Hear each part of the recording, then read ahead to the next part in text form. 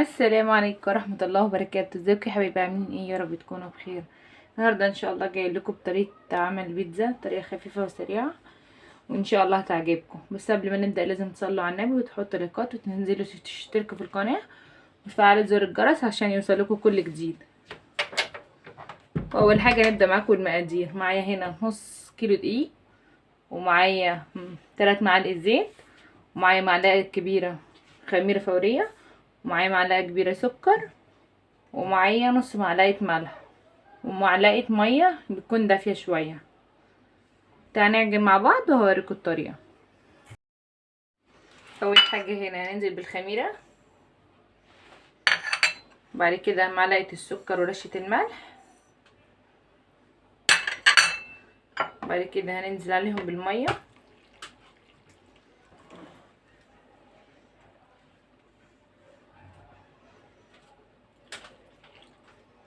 هنقلب مع بعض. هننزل بشوية شوية على حسب العجينة هتستخدم قد ايه.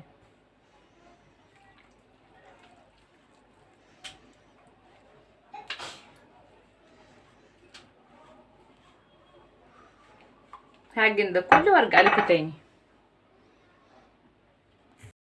وهنا بصوا بقى يا جماعه، بعد ما عجناها خدت والله المقادير بس اللي احنا قلنا عليها، ما خدتش اكتر ولا اقل. هنغطيها بستريتش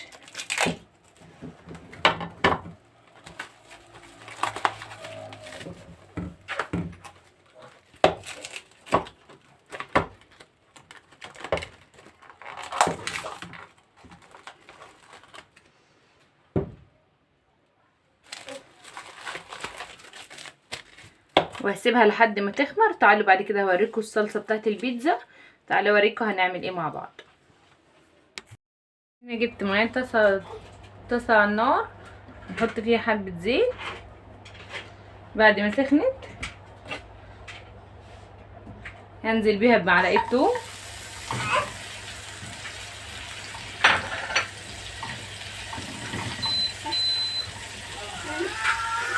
فكرة يا جماعة التوم اختياري مش اجباري، حاجة ترجع لكم. في ناس بتعملها بصلصة بس، في ناس بتعملها بتوم صلصة.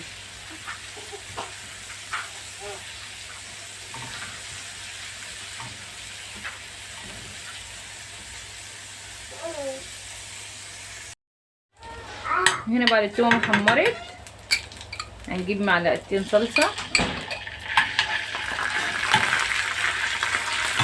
وننزل بيهم بشوية مية،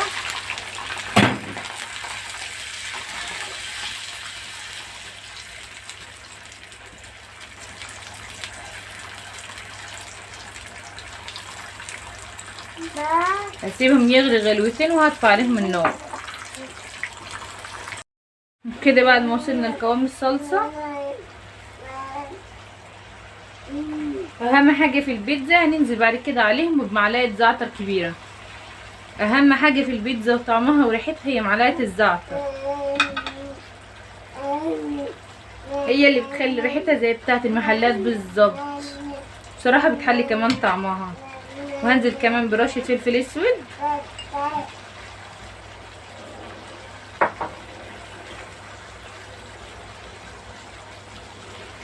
وكده الصلصة خلصت معانا.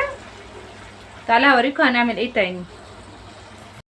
كده جبنا طاسة تانية على النار، نحط فيها معلقتين زيت،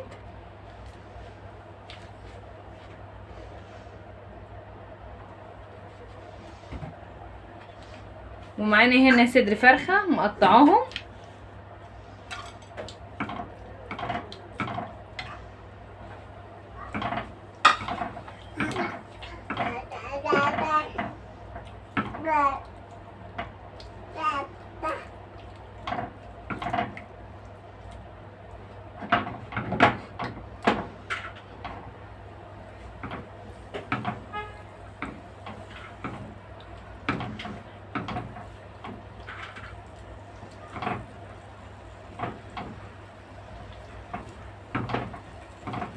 في ناس كتير بتحبها بلحمة مفرومة، وفي ناس كتير بتحبها بخضار، وفي ناس بتحبها بجمبري.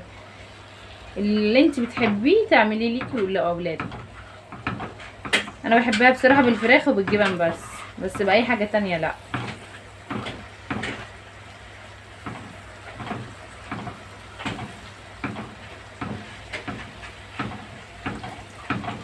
هنقلب شويه كده. هنا بعد ما قلبناها حبه معانا بصله صغيره. انا بحب بصراحه احط البصل مع الفراخ، في ناس برضو مش حابه براحته، وفي ناس كمان بتحب تحط بصل اخضر.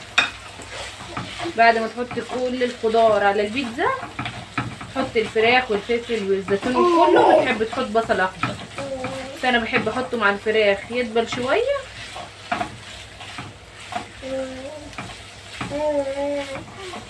اللي حابب برضو يحط، مش حابب براحته، بس انا بحبها بصراحه بطريقتي دي.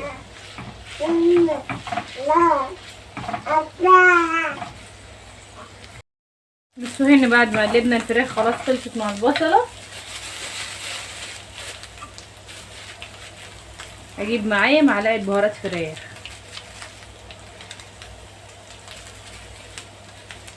بصراحه بتخلي طعم الفراخ تحفه.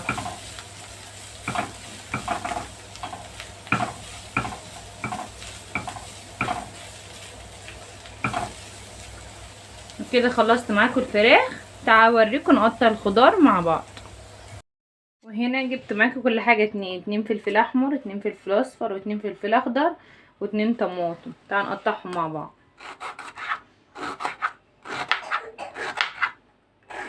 انا بحب اقطعهم كده، في ناس بتحب.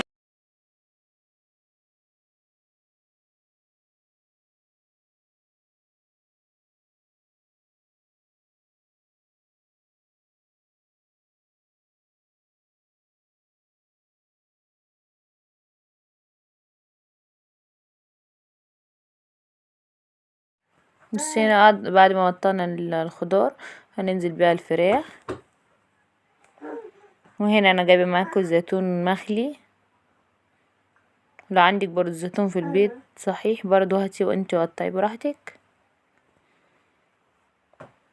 بحب اقلبهم مع الفراخ.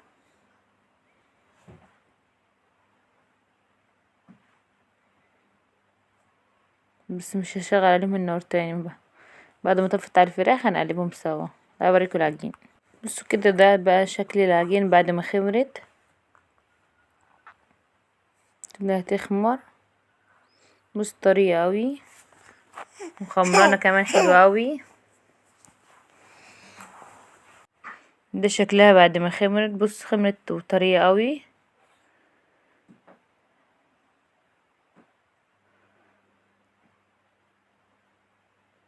بص اوريكم شكلها كده بعد ما خمرت شكلها عامل ازاي. هنجيب هنا معانا صينية الفرن الكبيرة شوية.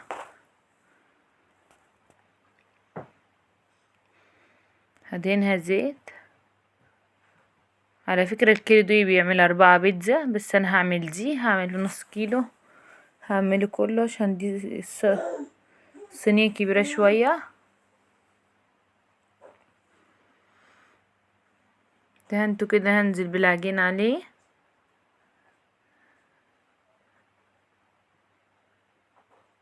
هنفرد كده العجين كله في الصينية.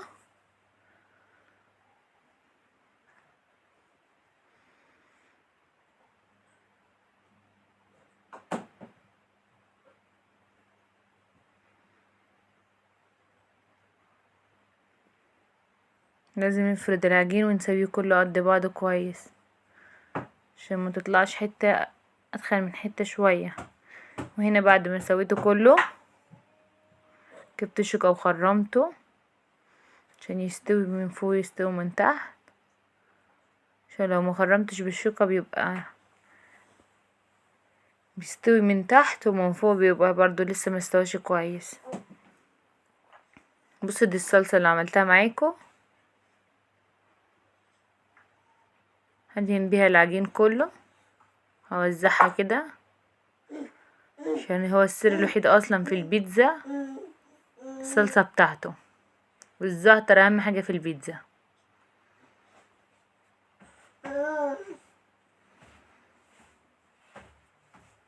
بس اوزع كله كده على العجينة.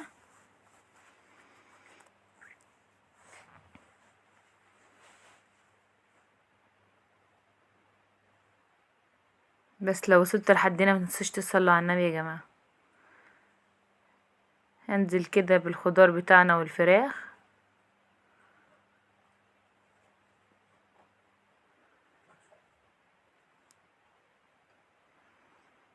ننزل بالفراخ والزيتون والفلفل اللي احنا عملناهم مع بعض.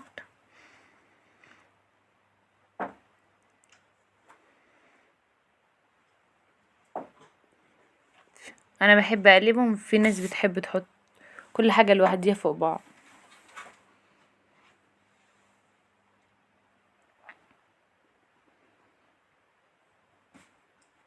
بصوا كده بعد ما وزعتهم على الصينية كلها على عجينة.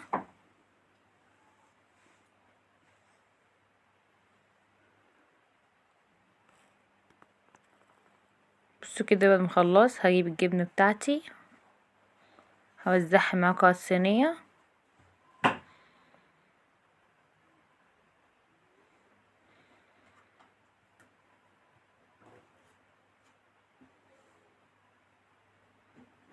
انا بصراحة احط جبنة موتزاريلا، بس في ناس بتحط رومي وفي ناس بتحط جبنة موتزاريلا، بس انا دلوقتي اللي موجودة عندي جبنة موتزاريلا. دي يا جماعة الجبنة اللي انا بحبها اسمها موتزاريلا، جبنة موتزاريلا سادة مبشورة. وفي دومتي، في برضو بانوراما فود، في برضو كذا نوع، بس انا بحب دي بصراحة، وبحب بانوراما فود برضو اكتر من دومتي. كده بعد ما وزعت البيتزا الجبنة هدخلها الفرن على درجة حرارة 180 ربع ساعة، سيبها 5 دقايق من تحت، بعد كده اطلعها الشواية. وده كده شكلها.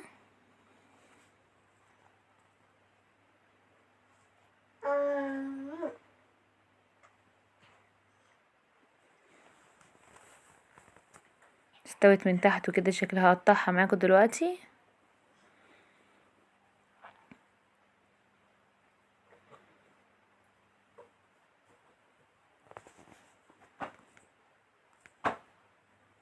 بص كده ده شكلها من جوه. يا رب الفيديو يكون عجبكم. استنوني دايما في فيديوهات جديدة، وما تنسوش تشتركوا في القناة، فعلوا زر الجرس، حطوا تعليقات كتير.